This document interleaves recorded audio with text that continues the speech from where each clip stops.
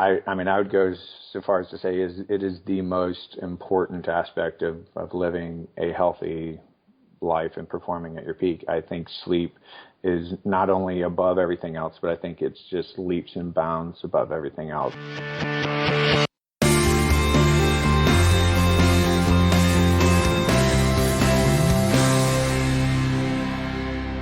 Hello, everybody. Welcome to episode 10 of the Squad Room. I'm your host, Garrett Tesla.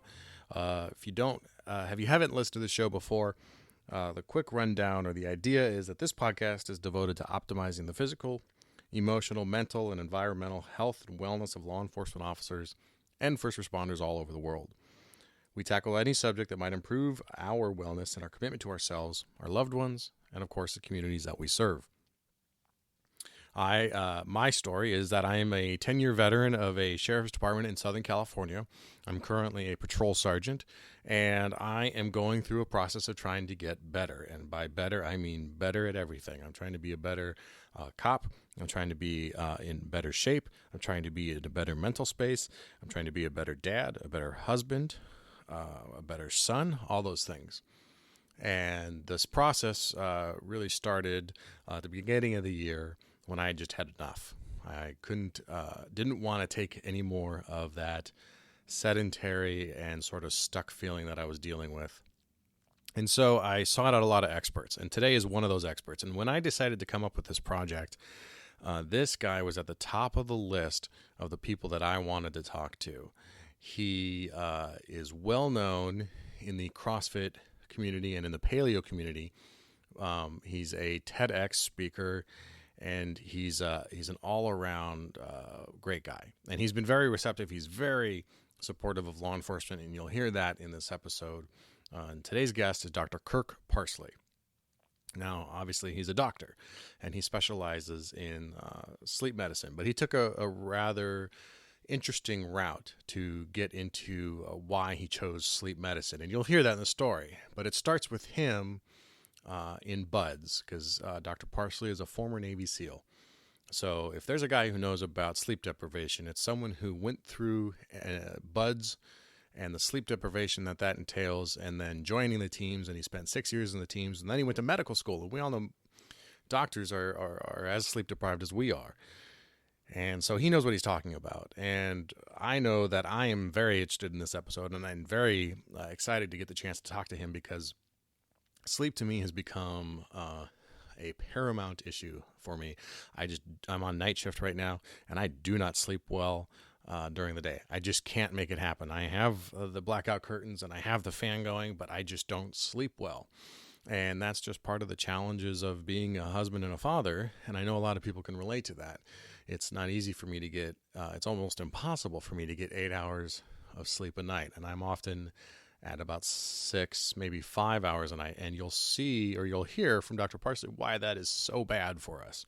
So we got to find out ways to mitigate that. And that's what we talk about today. We talk about why sleep's important, the problems that you can expect from it, and ways that we can manage and mitigate the lack of sleep in the realities that we function in. So a great episode, a lot of good information. And at the end of the episode, we talk about, we offer a special discount on a new product that Dr. Parsley has that he developed for the Navy SEALs that he's now bringing to market. And we'll share that code at the end of the program. Now, a couple notes about this episode real quick. This was the first episode I've recorded of this podcast using Skype. So we are at the whims of the interwebs for some of the connection, and you'll hear it cut out a couple times for a brief second. There's nothing we can do about that. Not a big deal, but you'll hear that the audio quality is not up to par with what I hope to bring to you and what you're typically, if you've listened to the show, what you've come to expect in the terms of the good quality audio that we get. It's just not there because we're talking over the internet. In addition to that, as luck would have it, Dr. Parsley's street was being repaved right at the beginning. We're right in the middle of the episode. So you'll hear the trucks beeping in the background and some of the scraping and the movement with that. It's not too evident. It is there in the background.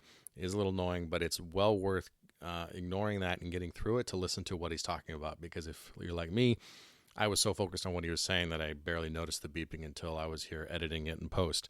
So anyway, just be aware that there is some sounds, and I'm doing everything I can to make sure that the audio quality is as best as we can possibly be. This show doesn't have any sponsors, but it does have friends of the show, and certainly Trevor Boehm and Eric Malzone, guests on the show, and the owners of CrossFit Pacific Coast and Gravitas Performance Labs are certainly two of the biggest. But we also have someone else that I need to thank, and also get his name out there, and that's Jeff over at Fresh Tracks Designs. Jeff is a pretty hardcore, badass CrossFitter, and we met through the gym, but he's also just happens to be a fantastic designer. He's both a graphic designer and an industrial designer, and he makes some pretty amazing products. And he's the one who came up with the logo for the squad room. He's very talented guy, and he really went to town with that logo. And I'm so proud of the logo that we have out there that you see in iTunes or on Stitcher when it shows up on your phone. Much of our entire look is built around that logo. So anyway, I love that logo so much. Jeff really hooked us up. If you or someone like your union is looking for a design or needs a new logo, that kind of thing, I encourage you to go check out Fresh Tracks Designs at Fresh Tracks. Tracks is TRAX design.com. FreshTracksDesign.com. Talk to Jeff. Let him know you listen to the Squad Room and you support his efforts, because he certainly supports ours. He's a big fan and big supporter of law enforcement, and he did a lot of great work for us. All right, so without further ado, here's Dr. Parsley.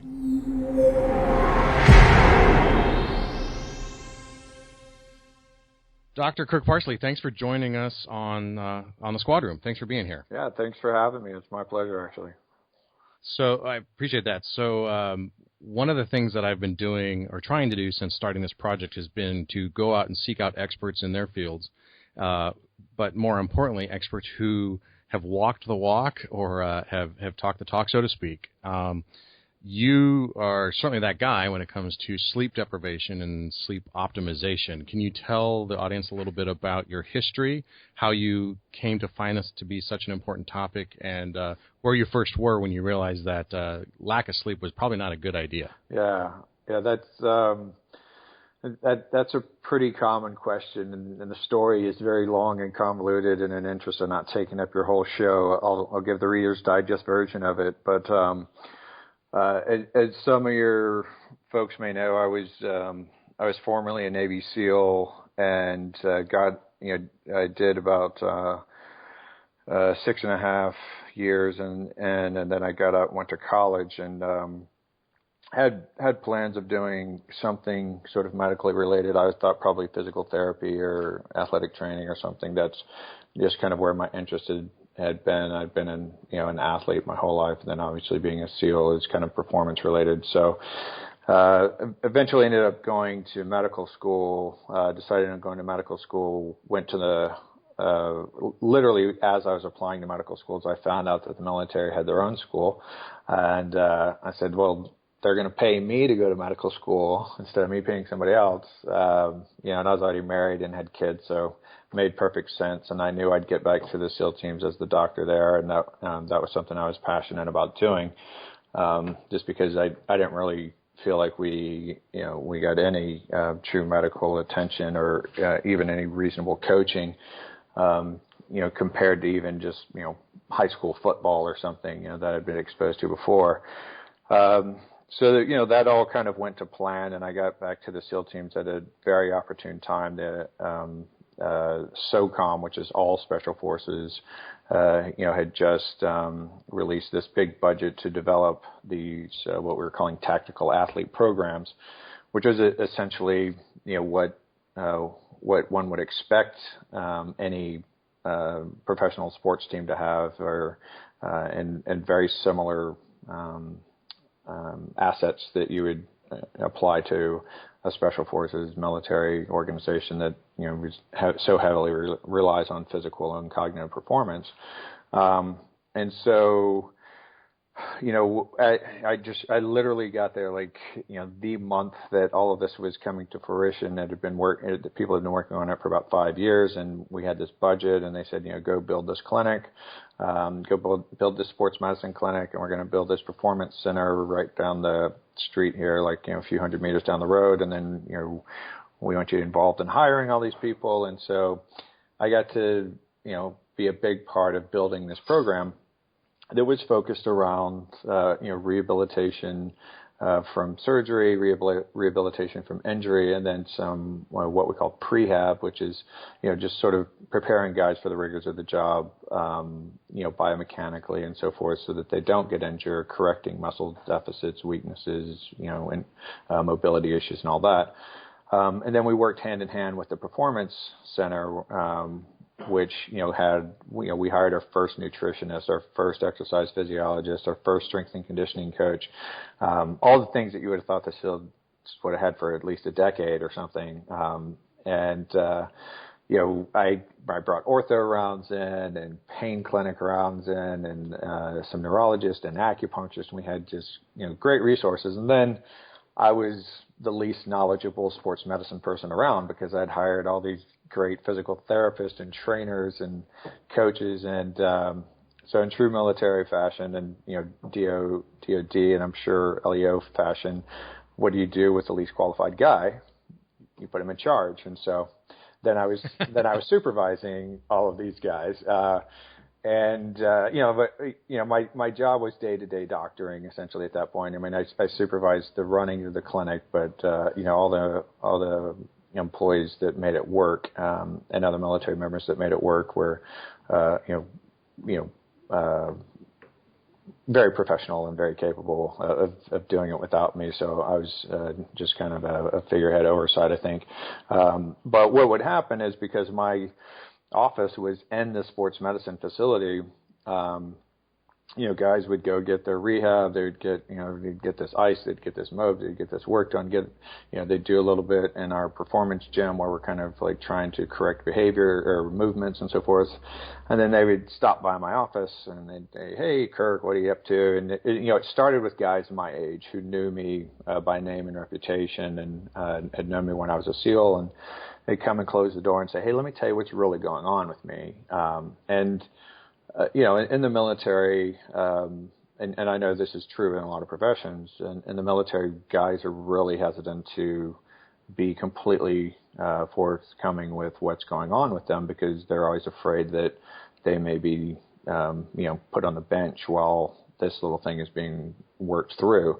Right. But they trusted me inherently because I was one of them. I was one of the team members, and so they knew I would keep everything confidential that I could. And if they told me they were out creating committing serial killings every week, then I would have had to come out with that. But I agreed, of course, that I would keep everything confidential. And what they described to me, in my naive medical knowledge at that time. And I say naive not to represent lack of experience, but just really sort of the indoctrinated mainstream view of medicine. What they were describing sounded almost identical to what we call metabolic syndrome, which is sort of pre-diabetes. So it's the beginning of kind of the metabolic breakdown that we see in the 30s to 40s, people get 30 to 40 pounds overweight, and they've been sedentary now for 10 to 20 years. Their blood glucose is rising, their fasting insulin is rising, their sex hormones are dropping, their inflammation is increasing, their oxidation is increasing, their thyroid function is decreasing, their cholesterol markers are changing, their blood pressure. And then also a lot of just mood stuff, right? Just, I don't feel that motivated. I don't feel like I can really push myself as hard as I used to. And, some possible issues around emotionality, feeling more prone to emotional outbursts, either in anger or sadness, possibly some depression type symptoms, although, nobody was meeting clinical depression. But, it all really fit with this metabolic kind of derangement that you would expect in, I don't know, a 45-year-old, 40-pound overweight used car salesman who sits at a desk all day. You're like, that's sort of the probably non-politically correct, garden variety image that comes up in my mind with this. And, a lot of these guys were in great shape. They still have, 7-8% body fat. They're lean. They work out every day. They eat well, and it just didn't make any sense. And so I started, I started just because I didn't have anything else to start with. I just started pulling a bunch of labs and saying, well, let's see if this really is metabolic syndrome, and maybe we have some epidemic of metabolic syndrome that's atypical in this population. And I pulled out these enormous sets of labs that the Navy and Bureau of Medicine weren't really happy with me for. After a while, I kind of got my hand spanked a little bit for being a little too aggressive with labs. But I did these really, really robust labs sets. I think there was like 95 or 98 markers on there I was looking at. And I had learned all this by just working with a bunch of functional medicine, integrative medicine, hormonal modulation, kind of A4M type docs, reading a bunch of books, going to conferences, and, doing proctorships under, smart guys who dealt with these types of issues with middle-aged men. They fit the pattern exactly. Like their labs looked exactly like you would expect. And it didn't make any sense because all of the interventions that you would ordinarily do for that, changing their lifestyle, changing their diets, changing how much they exercise, all of these things they were doing already. They were already doing everything correctly. So where did I go with this? And I guess to make a long story longer, I said this is going to be Reader's Digest version. That shows you how pathetically long this story usually is. That's good. The one thing that was really just kind of an aside. It wasn't any information that I initiated discovery of. It was just kind of an aside. Guys telling me, that they weren't sleeping great and that they were using sleeping aids. They were using Ambien, Lunesta, drinking alcohol, sometimes doing both, like taking a sleep aid, taking 3 to 4 times the recommended dosages of that, chasing that down with a couple of cocktails, and then they were only getting 3 or 4 hours of sleep, and then they'd get up and just feel wide awake and say, well, I'm just going to go to the gym and work out really hard so that I'll be really tired tonight, and then tonight I'll sleep well. And I would say, all right, how long have you been trying that? And they're like, 5 years. And I'm like, all right, well, today's probably the day it's going to work. So just keep on pushing that plan. And so, and I'd had sort of some anecdotal reports from the leadership, the forward deployed leadership, going like, hey, like 75% of my guys are using Ambien on a regular basis. Why is that? Essentially they don't know if it's bad or not. They're SEALs. They're not doctors. They don't, it's not their world, but it doesn't seem like a good thing. And so I had to start educating myself on sleep, and that's really where all of this came from. And it wasn't really, that I had some passion for sleep or sleep physiology, but as I started digging more and learning more about sleep, I just realized that sleep could literally, or lack of sleep rather, could literally explain every single symptom and every single lab finding that I came across. And I take it back. I didn't know it was that severe at the beginning, but I saw a lot of correlation at the beginning. And now, 8 years later or whatever, that I've really been digging down this rabbit hole, I honestly don't think that there is a physiologic symptom or lab finding, any type of biomarker that isn't affected by sleep. And I would go so far as to say it is the most important aspect of living a healthy life and performing at your peak. I think sleep is not only above everything else, but I think it's just leaps and bounds above everything else. And, this is coming from a guy who sleep deprived himself as much as anybody else has. I spent a lot of my time as a SEAL sleep deprived. I spent all of college sleep deprived. I spent all of medical school sleep deprived, and I spent, the first few years after medical school and postgraduate training sleep deprived as well. So, I'm not shaking my fingers and telling people they're stupid for doing what they're doing. I've been in that boat too, and it's not until you really start looking at everything that sleep affects that you realize, wow, I'm really doing myself a disservice by trying to be a little more efficient by cutting a few hours of sleep out of my life. It's just absolutely probably the worst thing you can do. But apart from maybe, taking crystal meth or something, that's probably worse. But which hopefully this audience is not doing. Yeah. So,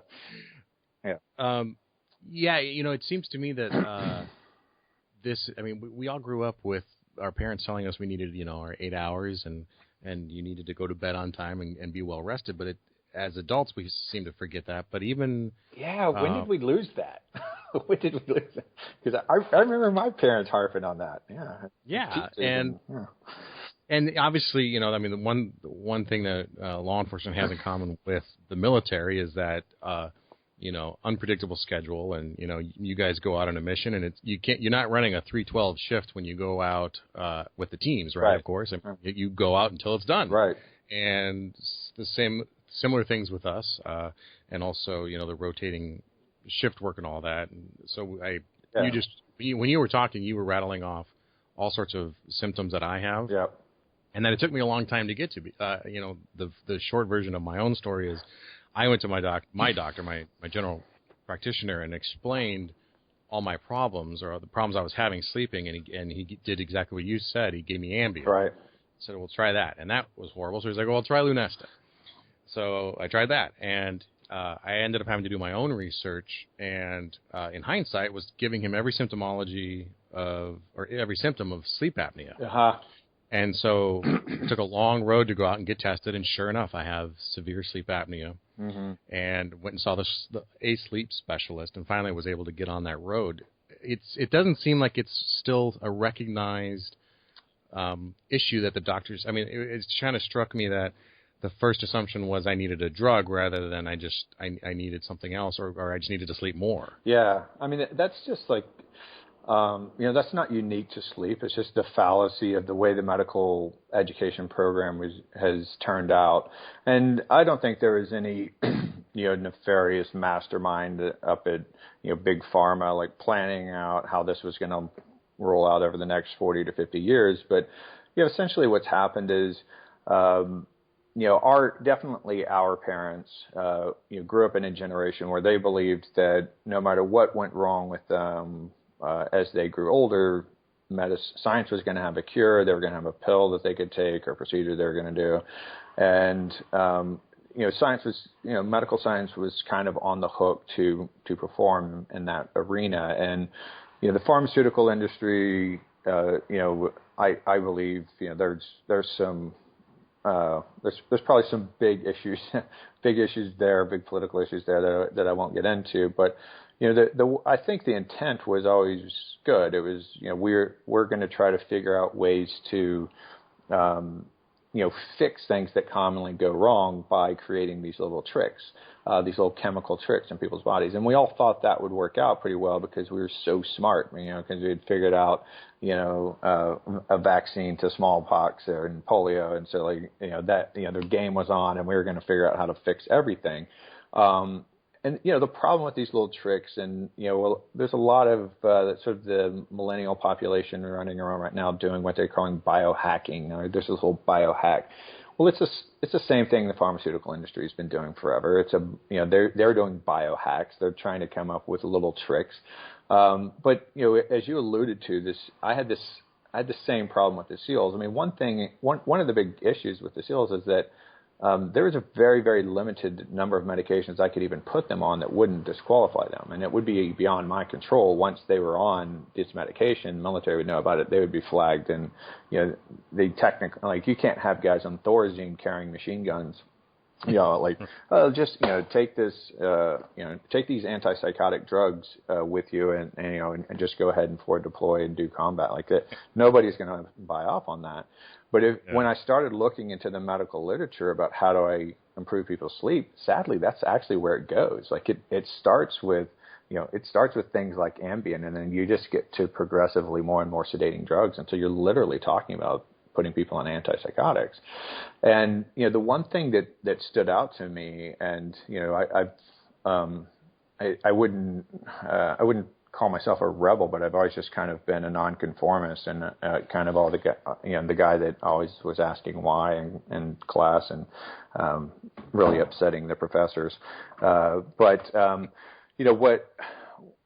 What stood out to me is, the general treatment. So I gave you sort of the litany of complaints and that the SEALs would come into me with. And, standard medical care would be, okay, well, I'll give you Ambien for your sleep issue, and then I'll give you Viagra for your sex drive issue, and then I'll give you this antidepressant for your mood issue, and then I'll give you this statin, like Lipitor, I'll give you this for your cholesterol issue, and then I'll give you, whatever, thyroid medication, or maybe testosterone, and I'll do all these things. And I'm like, the problem isn't that they have an Ambien deficiency. They don't have a Prozac deficiency. They don't have a Lipitor deficiency, right? There's something metabolically going on. There's some big overarching problem. But the problem is the way the medical profession has been taught. You've had all these universities professors for the past 4 or 5 decades who spend all of their required research time researching pharmaceuticals, and then they teach the next generation of scientists and doctors what they know. And I don't think it's a masterminded, nefarious plan. But if all you've ever studied is Lipitor, for 20 years, and then people want to talk to you about cholesterol issues, what do you think the answer is going to be, right? It's like you're carrying around a hammer, everything looks like a nail. That's just kind of where it's ended up. And now with, the way the financing of the medical healthcare system has gone, it's so driven towards efficiency. And literally part of my medical education was, was them teaching me tactical ways to cut off my patients and limit them to one complaint, because I didn't have time to deal with more than one complaint. And if they came in with 6 complaints, I had to get them to prioritize and just tell me one thing, and then I'll work on that one thing. And then they had to make 5 more appointments for the other things that they had going on. And of course, the way the system goes, especially in the military and law enforcement, when you're on chaotic schedules and you have court and you have shift work, and it might take you months to get back in to see a doctor, and it was just a way of practicing medicine that I didn't agree with, and my peers and colleagues don't agree with that method. But unfortunately, we're kind of outside the mainstream. People have to be willing to come in and sort of pay us cash for service because we can't operate within this 6-minute window, which is literally what a doctor is supposed to spend with the patient, is about 6 minutes face to face and about 4 to 5 minutes charting for that patient and then moving on to the next patient. And you can't get anything handled in that length of time. And when you go, when you go in to talk to your doctor with all these symptoms that you're talking about, and he was just overwhelmed, and you're like, all right, well, I'll grab this one, sleep. Seems like, here, take this pill. There, I feel like I've done something good for the day. And again, I don't think it's not laziness on his part. It's just the system he's been, brought into, and the way the game has to be played in order for the system to keep working the way it is. And hopefully, the whole thing will collapse and we'll rebuild it, for a more practical standpoint. But we'll see where all that goes. But the sleep apnea that you brought up is really intriguing. Sleep diseases, there's actually 82 sleep diseases. Most physicians can probably name off 2 or 3 of them at best. A lot of physicians don't ever prescribe, don't ever recommend sleep studies and so forth. But Again, it's kind of a chicken or the egg thing. One of the things that I've learned in my research over the years, and I don't mean I'm performing research, but my reading of people's research, literature review, is that there's a very, very high correlation between chronically chaotic sleep, which is what I call what law enforcement does and the military does. That's a chaotic sleep sleep environment, or chronic sleep deprivation. Somebody like a truck driver, or somebody who works, just really long night shifts. Hospital workers, oftentimes. There's a huge correlation between having those types of jobs and sleep environments and having obstructive sleep apnea. So, is it that, it seems very unlikely that, say, the truck driving community has self-selected out for people who are more likely to have obstructive sleep apnea, are going to become truck drivers. That seems a very unlikely concept. But people who, chronically use stimulants to stay awake and push themselves and, have sedentary lifestyles are more likely to have obstructive sleep apnea. The same thing is true in the military. Like the SEALs have an insanely disproportionate amount of obstructive sleep apnea, especially for their body habits. I mean, if somebody is like really kind of overweight, heavy fat, has a lot of, carries a lot of fat around their neck and upper chest, and they sleep on their back, and then it makes sense everything would collapse. But about 50% of people with obstructive sleep apnea these days are young, are fit and lean people who have completely normal body habits, and oftentimes they're extraordinarily fit, because they're military guys or law enforcement or DOJ or people that really value their performance and have been working hard to stay on top of it. So, I think that the sleep deprivation in itself predisposes you to a lot of these sleep disorders, just because you're messing with, by sleep depriving yourself, you're messing with the very system that you're supposed to be using to repair your body every day, and that repair isn't happening. Yeah. And maybe a good thing if you don't, if you can walk people through, if this is the first time they're hearing about the issues of sleep and they go, well, yeah, of course I'm tired. I work nights or courts or whatever. But can you tell people and demonstrate what happens as you become sleep deprived and that snowball effect as you go, and what happens to your body, and why you end up with these things like, the depression and everything else? Yeah. So I kind of divide this into two pathways, and not because I'm a big pathway guy. I don't believe in sort of dividing the body up into systems or health into systems, but for the sake of easy conversation, I usually talk about the symptoms of sleep and sort of a cognitive capacity, a cognitive / performance capacity, and then the other is sort of the disease risk or deleterious effects of on your body and your overall health and wellness. And I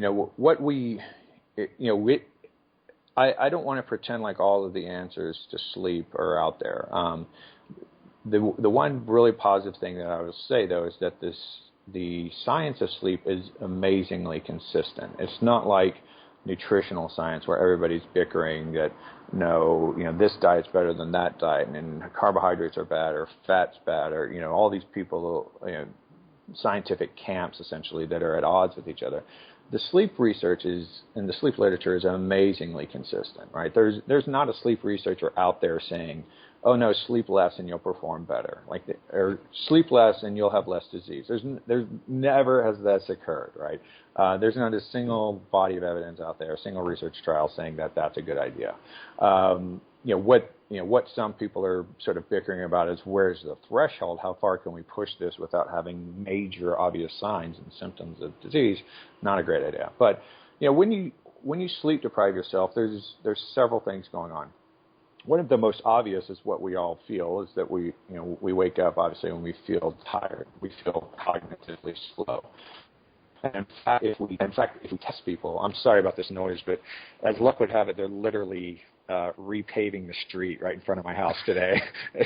And they were doing it yesterday, and I was like, well, I'm glad they're doing this today because I have that podcast tomorrow, and it's just literally right outside my door. There's this huge machine grinding up all the asphalt, pumping into a dump truck. So bad luck. Anyways, so we feel tired the next day. Okay, that's an obvious symptom. Everybody knows that. We feel sort of cognitively slow. Maybe our memory isn't quite as sharp. We just feel a little foggy. And interestingly enough, if you test this concept, it bears out to be true. And again, all clinical research. If you sleep deprive somebody and then you give them a neurocognitive test like completing sentences or memorizing word list or reaction time, how quickly they can respond to a color popping up on the screen and hit a keyboard. And you take somebody who's sleep deprived, and they will perform, exactly like somebody who has a finite amount of alcohol intoxication. So there's very, very strong correlates. If you sleep deprive yourself this much, you're performing as though you have a blood alcohol of this. If you sleep deprive yourself this much, and that research is very consistent. So if you can just think about what sort of cognitive deficits occur the more alcohol you drink, those are the same things that are occurring when you're sleep deprived. And one of the most important aspects of that is to think about something called the prefrontal cortex, which is really the brain that's right behind our forehead and sitting on top of our eyes. That's where all of what's called our executive functioning comes from. So our ability to plan and organize. There's a famous sleep researcher, stress researcher at Stanford, Anthony Sapolsky, who calls it the simulator, and I love that metaphor. It's just like a flight simulator. And so what your prefrontal cortex allows you to do is consider something that you've never done before and try to figure out if it's a good idea. So if I said, "Hey Garrett, nice meeting you. Let's run out on the freeway and dodge cars." You've probably never done that before, but you probably wouldn't take me up on the offer either because your little simulator would say, no, that's a really bad idea. And that's an extreme case. But when you're a little sleep deprived and you're like, should I make that smart-ass, snarky comment back to my sergeant? I'm going to because he's a prick, and and I'm just going to do it. Or should I go have is it okay for me to go have a little intimate lunch with my boss's wife, or what like these things that are just kind of normal day to day, maybe I don't know, temptations or situations that we get ourselves into. If you were mildly intoxicated, what choice would you make? Well, that's the same choice you're going to make when you're sleep deprived. And in fact, we know people who are sleep deprived take more risky behavior, and we know why. I don't want to bore your guys with all the science behind it, but they take more risky behaviors. They're more likely to have an affair. They're more likely to overeat. They're more likely to overdrink. And then just like with alcoholism or with alcohol intoxication, we know that if you sleep deprive somebody for enough time, they lose the awareness that they're actually impaired. So when a guy goes to a bar and he has a drink and he goes, I better not have another drink because I'm going to drive home soon. And then his friends rib him into taking another drink, and he has another drink. He's like, yeah, I guess I'm going to have to call a cab. And then, by his fourth drink, he's like, I'm fine. I can drive. Like, no problem. It's all cool.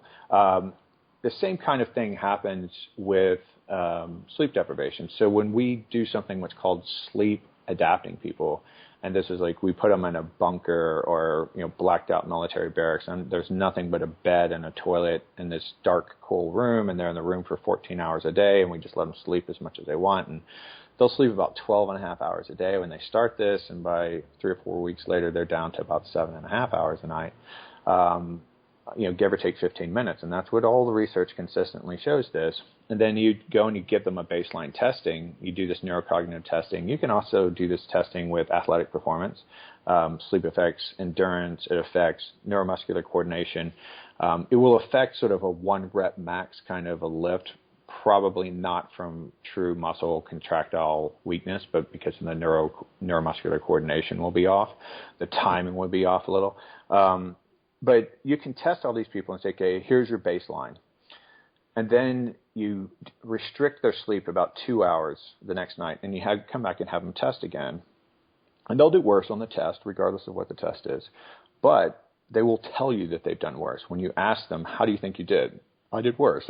I'm tired. I didn't feel good. And then the second day, they'll say the same thing. The third day, they might say the same thing. But by the fourth day, they're going to say, I'm completely adapted to this. I'm used to sleeping 6 hours a night now. I feel great. I have no problems. I know I did as well today as I've ever done. And there's actually, cases where the researchers show them the data and go, no, look, you're still getting worse. Like the decline is still still on the same slope as you've always been on. And the research subjects will argue with them and say, no, you messed up the test. I know I did well. And like, how much does that sound like somebody who's had too much to drink? I mean, it's just the parallels are just uncanny.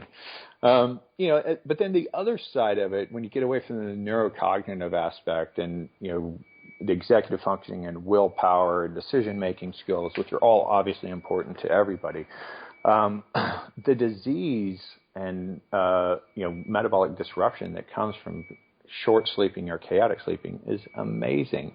If you deprive yourself of 2 hours of sleep in a single night, your insulin sensitivity is 30% worse the next day.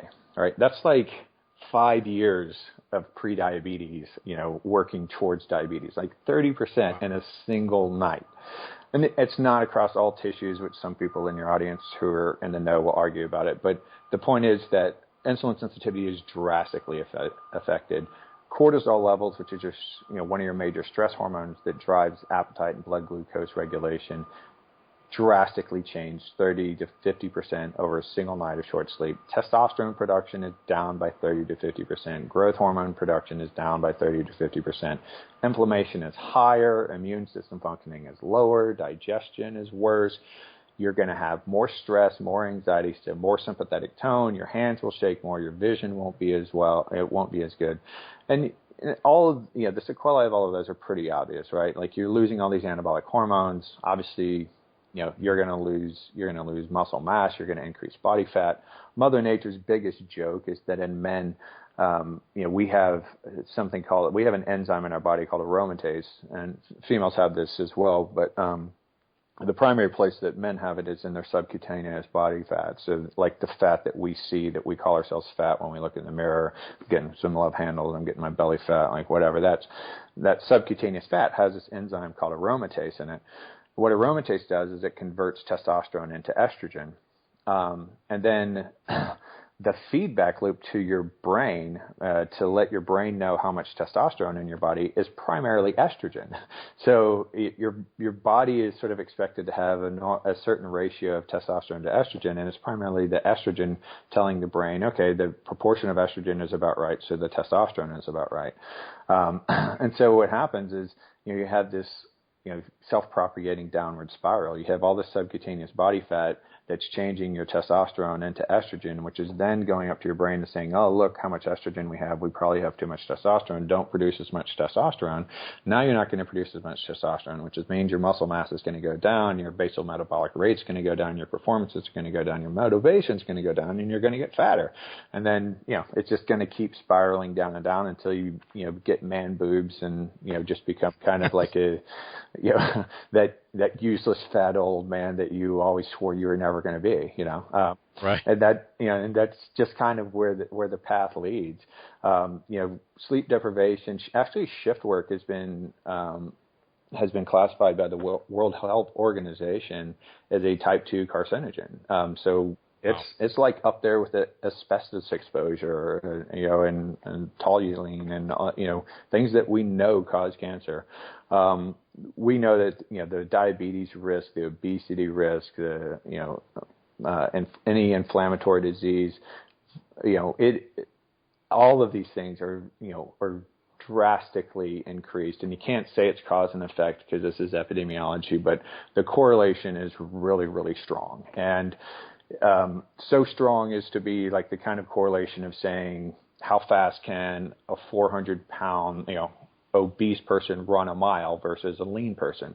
You can't say that they run a mile slower because of the fat, but the correlation is very, very strong. I mean, there's enough correlative data kind of makes you go, it's worth applying common sense and giving this a try at this point. Yeah. One of the ones that scared me the most when I got kind of sat down and walked through some of this was dementia. Yeah. And that's the one, and I don't know where he got this percentage number, but my doctor wrote down 178%, and he circled it. He said, your chance of dementia goes up that much if you don't fix your sleep problem. Yeah, well, Alzheimer's disease is now by a lot of medical bodies, it's now, they're starting to call it actually type 3 diabetes. And type 3 diabetes is basically just, dysregulation of blood glucose in the brain. And they think that it's, it's this toxic environment of too high of blood glucoses and vastly varying blood glucoses, as well as poor insulin sensitivity in the brain, that's leading to oxidation, it's leading to damage, and it's leading to a lot of the dementia symptoms that we know of. That's also one of the arguments against using cholesterol-lowering drugs, is because our brains are myelinated largely with fat, with cholesterol backbones.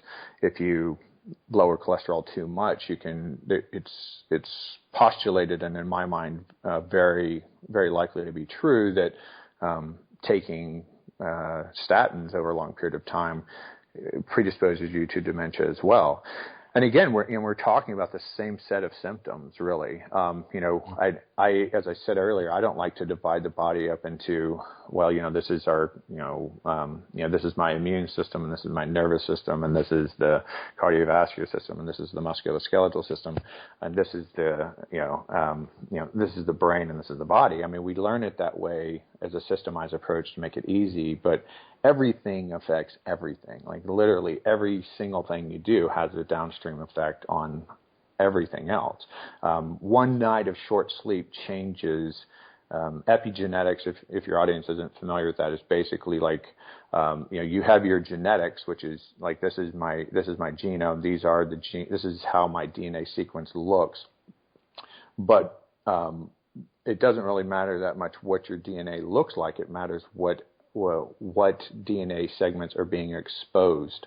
So they have like these protein sleeves that cover them, and when when these proteins are in certain shapes, it allows that gene to be expressed, and that's called epigenetics, because those protein exposures can change. Those proteins change their shape and they express different genes, and that's epigenetics. So your environment controls which genes are being expressed, and that's why something like cancer isn't like cause and effect. You can't say, well, if you have the BRCA gene, you're going to get breast cancer. What you can say is that you have this BRCA gene mutation, so you're more likely to have it, given the same exposures as the average Joe. But you could have a much better exposure, much better epigenetic expression, and not end up with the disease. And when we sleep restrict somebody, and I don't want to misquote this study, I think it was only 2 hours of sleep restriction, but it could be wrong. They could have kept them up for 24 hours in a row. So let's just say that's what it was to make the case, for me not to overstate the case. But they sleep restricted this person for one night, and, well, not this person, but multiple people, for a single night. And there were over 700 epigenetic changes from one night of sleep, of short sleep or sleep deprivation, whichever it was. I mean, I challenge you to find anything else that powerful. Just like I challenge you to find anything else that changes your insulin sensitivity 30% in a few hours. Like that is amazing. Like that, in scientific terms, I mean, that is, that's like, the difference between, a Hyundai, a little Hyundai Econobox and, a G550, private jet. Like these are amazingly drastic changes in a very, very short time. So, So we hopefully everyone now is on board and convinced that they need to sleep more and they need to sleep better. But not always easy for us to accomplish that or to sleep during nighttime hours. I had an appointment recently, and I was kind of explaining some of these issues, and the medical assistant was shaking her head and saying, well, can't you just ask to change shifts? Oh, sure, I can ask. They're going to say no. Yeah. I mean, someone has to work at night, right? So how do we... Can't you just get all the criminals to agree that they're only going to do crime during the day so that everybody can sleep? And preferably not on the weekends and holidays either. Exactly. That'd be great. So how do we mitigate and manage being realistic about what we can and can't do? Yeah, that's a great question, and it's it's something I talk about a lot, and it's not an exact answer, but I'll give you sort of my spiel on this, and it's essentially any lifestyle modification that we're talking about, and that's my passion in medicine. My passion in medicine is not to give people more and more pills to cover up this symptom, and then another pill to cover up the side effects from the other pill I gave them, and chase that infinitum. Like that doesn't excite me. What excites me is getting motivated people who see like how much their behavior is impacting their life, their health, their longevity, their performance, and going, well, I can change that behavior, right? And let's change that behavior. Now, with that said, there is an ideal lifestyle. Like if I said, here's all the ideal things that you could do that would optimize your performance.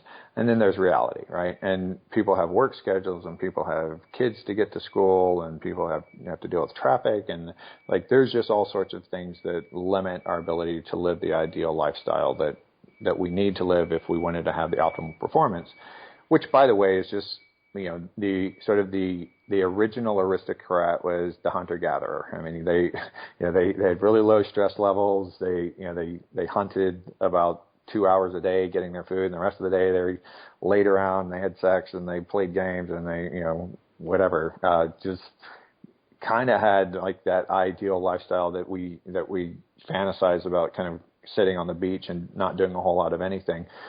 Sounds nice. Yeah, I mean that's really what life used to be like, and now we've built in a lot of complexities, obviously, that prevent us from being able to live that way. They went to sleep when the sun went down, and they woke up when the sun came up, and they ate what was available, and they learned how to hunt, and whatever. So, I mean, their life was simpler. That's how we evolved, and it's taking millions and millions of years for this body to evolve.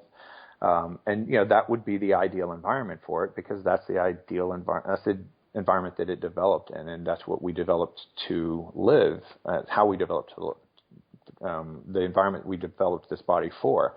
And now we've taken ourselves out of that environment and created our own, and that's where things become suboptimal. So that's where kind of reality kicks in. It's like, well, I'm never going to be able to get into bed before 10 p.m. just because that's life. Like, I have kids, I have dinner, they have homework, and I work this shift, and there's no way I'm ever getting to bed before 10. There's no way I'm ever getting any more than 6 hours of sleep or 7 hours of sleep. That's just it.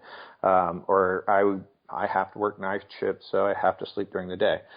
Okay, well, that's your reality. We know where optimal is. We know where reality is, and then we try to bridge that gap with what we call mitigating factors. So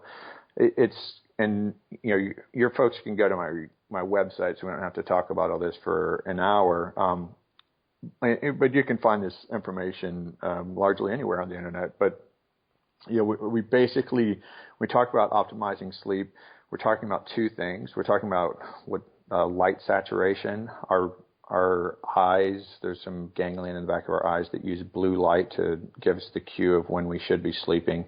That entrains what we call our circadian rhythm, which most of your audience has probably heard of. And then the other thing we're talking about is stimulation. So neurocognitive stimulation can actually override the chemical changes in our brain that are making us feel sleepy. That's why you can feel kind of tired and sleepy all day, swear to yourself you're just going to go straight home from work and go to bed. Probably not anymore, but when you're younger, when you didn't have a family, you could have done that.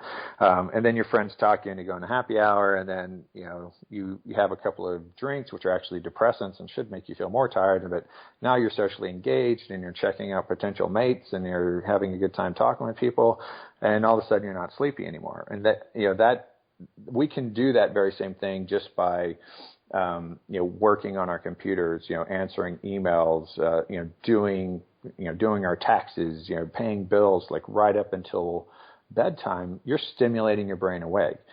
So, we mitigate by decreasing the light in your eyes, and that comes from lots of ways. There's computer programs that will take the blue light out of your screens.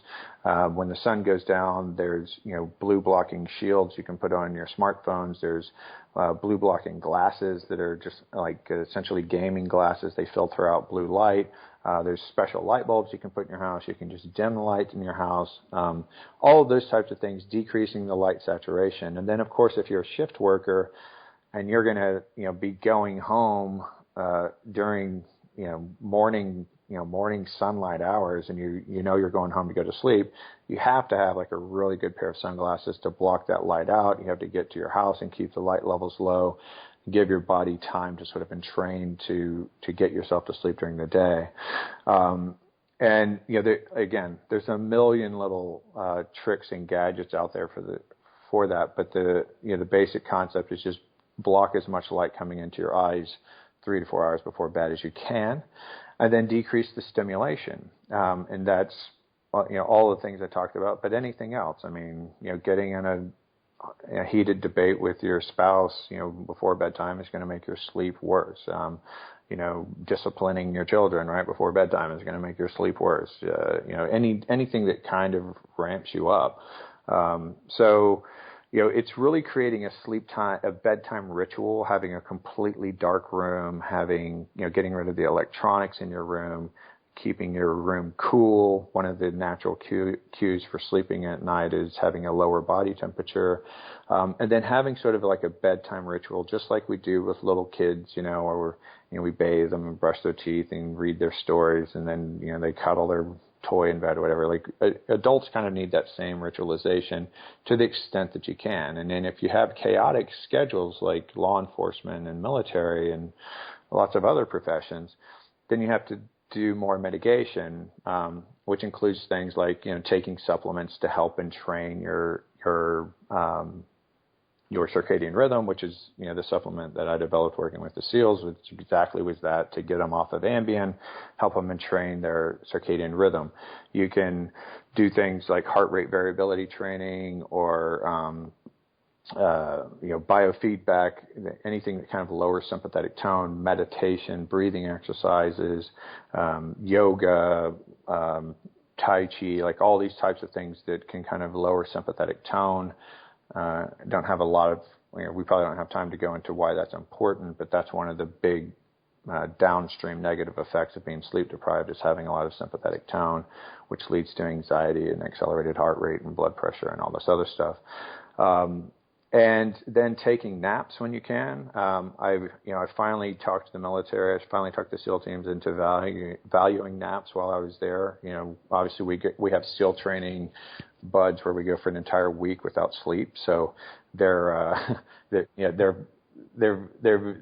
definitely a culture that's probably worse than the general industrialized world beliefs and that sleep is a luxury. It's even worse in the SEAL teams.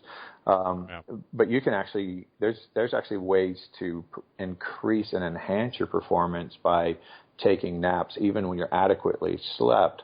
But if you're sleep deficient, naps definitely mitigate. You can restore a lot of that prefrontal cortex functioning we were talking about in like a 20-minute nap, right?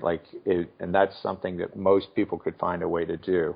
And you can add series of that. And then, when I deal with law enforcement guys who work shift work, they've been working shift work for 20 years and they have families, they have kids, and they say, well, the only time I'm going to get to spend with my kids is when I come home, so I don't want to go to sleep right then. And that, there's all this hemming and hawing about how to, whether they stay on the schedule all the time, and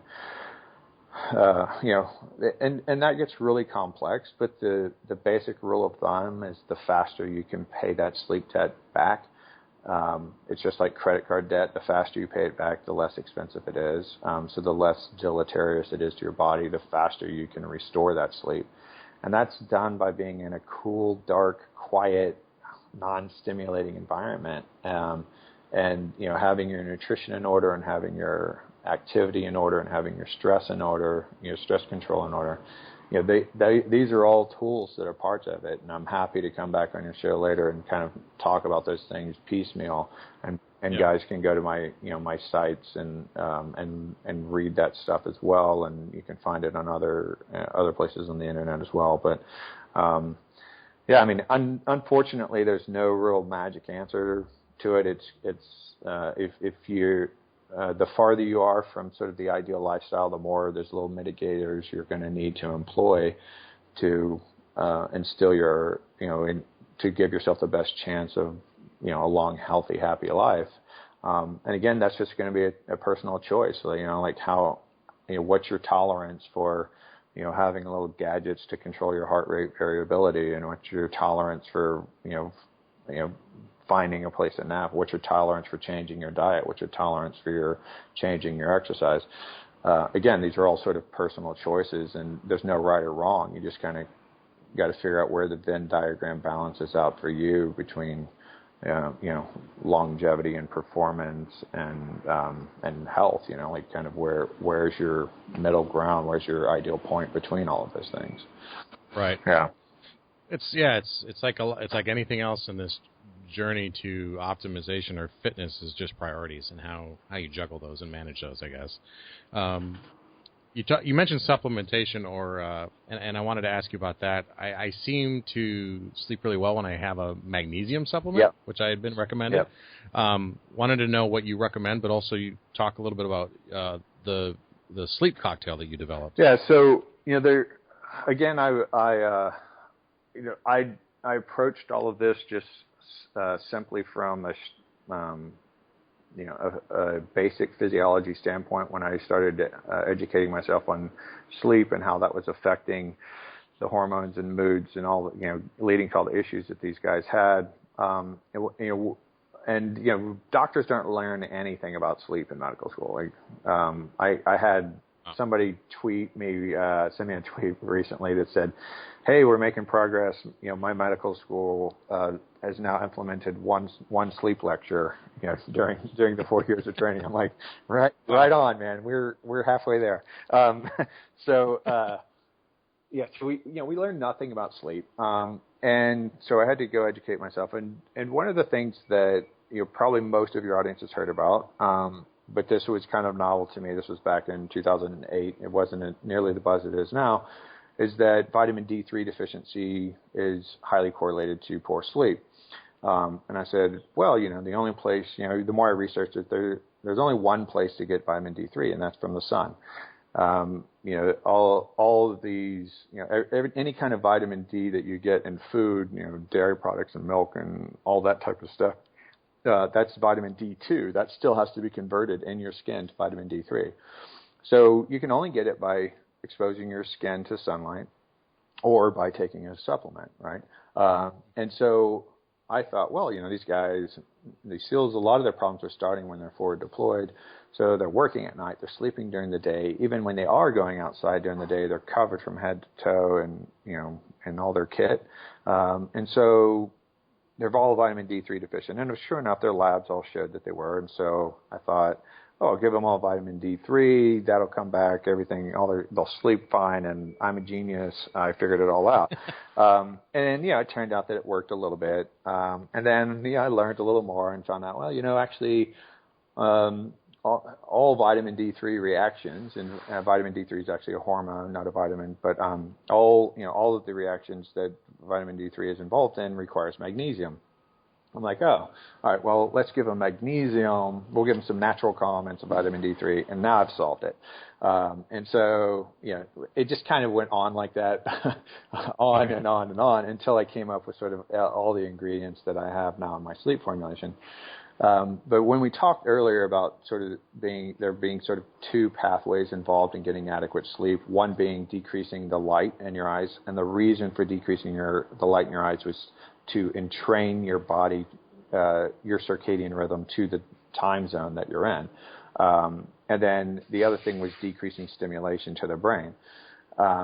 And what ordinarily kind of quiets our brain around sleep is a hormone that's also produced, or a neurotransmitter that's also produced when the sunlight goes down, is called GABA, and it's just capital GABA, and it's gamma-aminobutyric acid for anyone who wants to know. And that actually goes into our neocortex, like our big human brain, and it kind of slows everything down and makes us less aware of our environment, makes us, less stimulated by our environment, and that's what we're overcoming when we stimulate our body. So, when we decrease the light in our eyes, not only does GABA kind of slow down our brain, but melatonin, the production of melatonin, decreases a lot of that sympathetic tone, those adrenal tones, and it initiates a lot of other cascades in our brain to make us feel like, going to sleep and drifting off to sleep. So all of my supplement is all of the substrates, like all of the ingredients involved in making melatonin, and then a very small dose of melatonin. And the reason the melatonin dose is so small is because, like any other hormone, if you give too much of it, you decrease your sensitivity to it, and then you can run into deficits even having normal amounts. And there's some speculation that you might even downregulate your own production of melatonin if you take too much of it. So this is a very, most of your audience is probably familiar with the little colloquialism of the tryptophan coma around Thanksgiving. Tryptophan is an amino acid, and it's very rich in turkey. It's rich in other foods, but we overeat turkey. We get a lot of tryptophan. Tryptophan becomes 5-hydroxytryptophan. Then with the help of vitamin D3 and magnesium, 5-hydroxytryptophan becomes serotonin, which we know is associated with alertness, but also mood. And then serotonin can be converted into melatonin, and it shuts down sort of our adrenal function and our stress hormones, and it makes us feel like going to sleep. So that pathway, all of those ingredients I just listed out, that's what's in my sleep supplement. And then it's a GABA derivative that can cross the blood-brain barrier. If you just put regular GABA in your body, it doesn't get into your brain because of kind of a little shield your body has between your brain. So this is just a form of GABA that can cross the brain, and that's it. It's nothing. There's no kind of physiologic trick in there. There's nothing amazingly novel about it. It's just supplementing what tends to be deficient in people, and it's encouraging that pathway to go, and giving you just a little dusting of melatonin to initiate all of that cascade. And so those are all the supplements I recommend for people, whether they take my product or they want to go piecemeal it together. And that's what the SEALs did for 5 years. They were going out and buying these pills and these drops and these powders, and going to 4 or 5 different stores. And they've been bitching at me for years to say, why don't you just make this into one product? And I'm like, I'm trying. So just 5 short years later, we finally got it all together and made a product out of it. But it's the same thing they've been doing for forever. And I don't have, as far as I know, unless some SEALs starts blogging that I'm lying about this, as far as I know, I don't have a single failed case where guys who wanted to get off of Ambien weren't able to get off of Ambien by using the supplement instead, and doing some lifestyle changes. So fantastic. Yeah. Where can people go to find out more about that? That's that site is actually Sleep Cocktails with an S, sleepcocktails.com. That name's probably going to change just. And to be clear, that's not gin and tonics. It's not gin and tonic, no. And that's one of the reasons it's probably going to change. It's probably a bad name. It just sort of it'd be that the SEALs just sort of nicknamed it that. Like everything gets a nickname, and they just started calling it the Parsley cocktail. And so I just called it the Sleep Cocktail when I released it, but it turns out to be a terrible marketing name, so that's probably going to change. It's sleepcocktails with an S.com, or you can just go to my site, docparsley.com, and if you go to the shop in there, you can open it up, and that'll lead you to the main site for the supplement, and there's a couple of thousand words of my explanation behind the product, and then there's probably 100 frequently asked questions and all sorts of stuff you could read. You could probably read on that site for an hour. Absolutely. Yeah. There's a lot of good information on there. A lot of the stuff we don't have time for today, too. And it's DOC Parsley, yes, right? Yeah. Just like the herb, Parsley. Yeah. Well, I really appreciate your time and going into the weeds on some of this, because I think it's helpful to understand. We're a curious bunch, and it's helpful to understand the cause behind the effect. Yeah. And it sounds like they're waiting to pave your living room there. So. Yeah. And I just so your audience knows, I mean, if they want to reach out to me, as a doctor, I'm not supposed to play favorites, but I definitely do. I had it's not lip service at all. I have the highest respect for law enforcement and first responders and military and all of DOJ, and I think that they're just an incredibly underappreciated group of people, and I know how rough they have it. I know how rough you guys have it, and I take every opportunity I can when I'm invited to do lectures for any one of those groups. I'll bend heaven and earth to get those things done, and I'll respond to as many emails as I possibly can every day from those guys, all you guys, and all the men and women involved in those forces. It's to me, it's paramount. We have to start there. If we can't fix those selective groups, then I think the chance of fixing America as a whole, or the industrialized world as a whole, is just kind of very grim. Very grim. If we can't get these organizations in line, then I think the battle's probably lost already. Well, we certainly appreciate your support. That does mean a lot, and we'd love to have you back on at a later date to go even deeper into some of these other things. I didn't even talk or ask about adrenal fatigue or some other things, so some other time we'll go further down. Yeah, we get a sense of what your audience really likes, and I'll be happy to come back on. And let's give your audience a discount code or something. You can come up with whatever sounds good to you. You want to put the squad room in the discount code area or something, and we'll work out something for you guys. Excellent. Yeah, I'll give details on that in the post-show recording here that it's about to come up in a second. So thanks for your time. I know you got a busy schedule, and it means a lot that you took so much to be with us. Thank you. You're welcome. Thank you for having me on.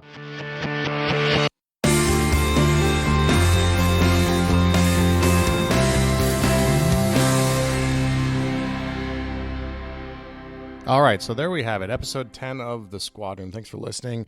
So for Doc Parsley's discount that we were talking about during the show, you go to www.sleepcocktails, that's with an S, plural, .com, sleepcocktails.com. Enter The Squad Room at checkout, all lowercase, The Squad Room, and you'll get 10% off of your order. And it's good for, I believe, 60 days from the launch of this show. So if you are interested in trying this out, and I've done a version of this with magnesium and vitamin D, and it helps me immensely. It would be, it's definitely worth trying. I'm going to be ordering mine today.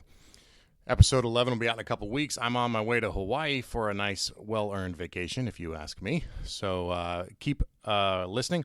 And as always, if you feel like you were able to, please leave a review on iTunes or on Stitcher and let us know what you think about the show. You can reach out to us on Twitter or Instagram at The Squad Room, and our email is thesquadroompodcast@gmail.com. All right, take Take care. Thanks, and stay safe.